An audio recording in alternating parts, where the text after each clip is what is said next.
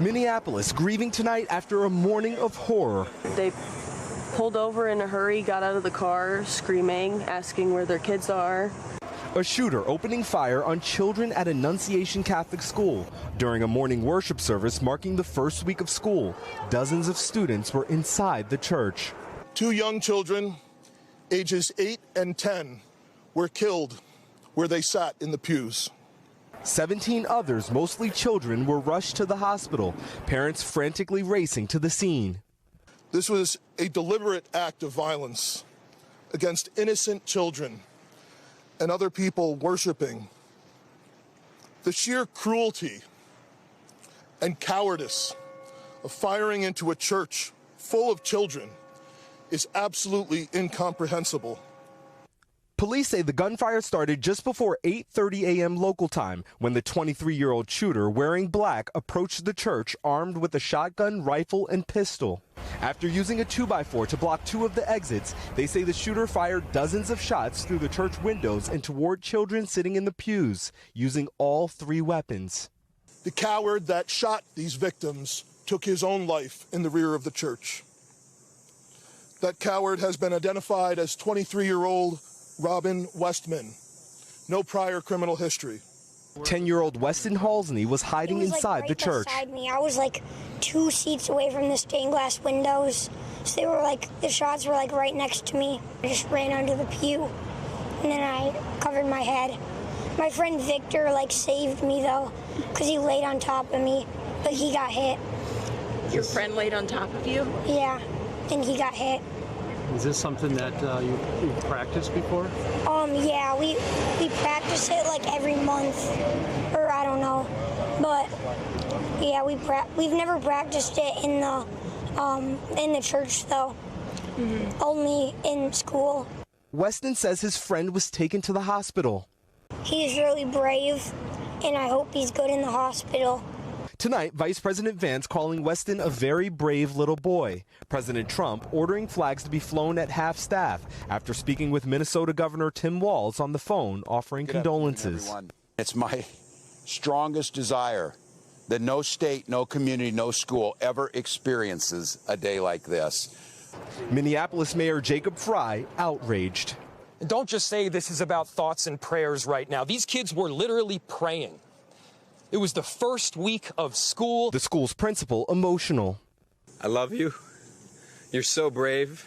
Within seconds of this situation beginning, our teachers were heroes. Heroes of all ages stepping up in the wake of an unspeakable tragedy. I did find my kids, and I know soon the parents are not as fortunate to do so. And with that, Shaquille Brewster joins us tonight live. Shaq, this shooting at a Catholic school in the middle of a mass sending shockwaves around the world.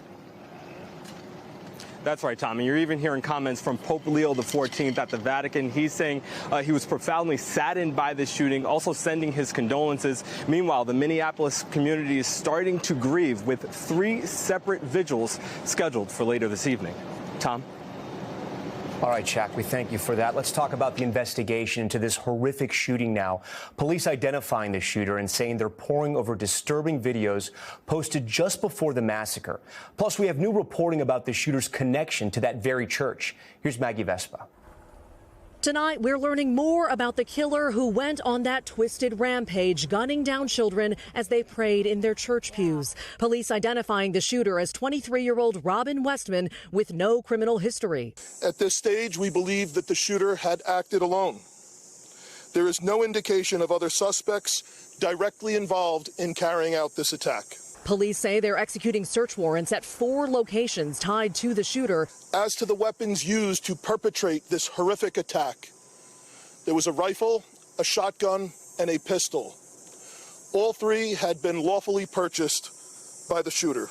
The FBI saying it's investigating the mass shooting as an act of domestic terrorism and a hate crime targeting Catholics. According to court documents obtained by NBC News, the shooter was granted a legal name change to Robin in 2020. The documents saying Westman identifies as a female and wants her name to reflect that identification. Her mother appeared to sign those documents. Police say before carrying out the massacre, Robin Westman posted a series of disturbing videos. We are also aware of a manifesto that the shooter had timed to be released on YouTube.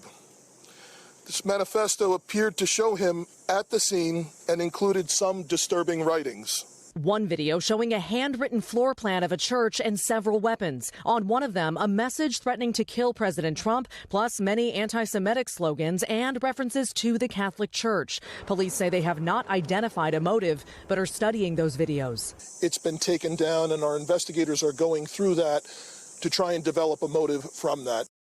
Maggie joins us now. And Maggie, police still don't know a motive, but we have late reporting tonight that there is a connection between the shooter and that Catholic church. Yeah, Tom, that's right. It appears the shooter's mother used to work here. The Church of Annunciation posting on Facebook back in 2021, congratulating Mary Grace Westman on her retirement after 5 years here. NBC News has reached out to her as well as other family members of the shooter. So far, no response. Tom. Maggie Vespa with that new reporting tonight. And joining us now is Minneapolis's Mayor Jacob Frey. Mayor, I am so sorry for what you and your community are going through right now. I can't imagine that type of trauma. When you first got that call, what did you think? You first get these calls, you don't know exactly what to think because you don't have all of the information. And then as the information reveals itself, what's clear is that it's an unspeakable tragedy. We obviously need thoughts and prayers, but good Lord, we need a whole hell of a lot more than thoughts and prayers. The kids impacted were literally praying at the time of this tragic and horrible shooting. As I was running up, I saw dads and moms that were terrified, didn't know where their kids were, didn't know whether they were hurt or not. And that's what's so horrific in all of this, is there are these just beautiful, commonplace rituals that you should be able to engage in on a daily basis and know that your kid is going to get home safely. As the principal of Annunciation said, 2 angels lost their lives today. I'm not sure if you had a chance to speak to their parents just yet, but what is your message to those parents tonight?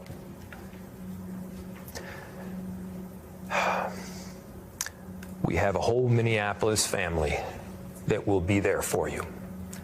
We're going to wrap our arms around you. We will do everything possible to help. We are so deeply sorry for your loss. And at the same time, none of these words are going to make it better. How many times have people said something like this should never happen again, and I'm about to say it myself. It's got to be action. We thank you for watching, and remember, stay updated on breaking news and top stories on the NBC News app or watch live on our YouTube channel.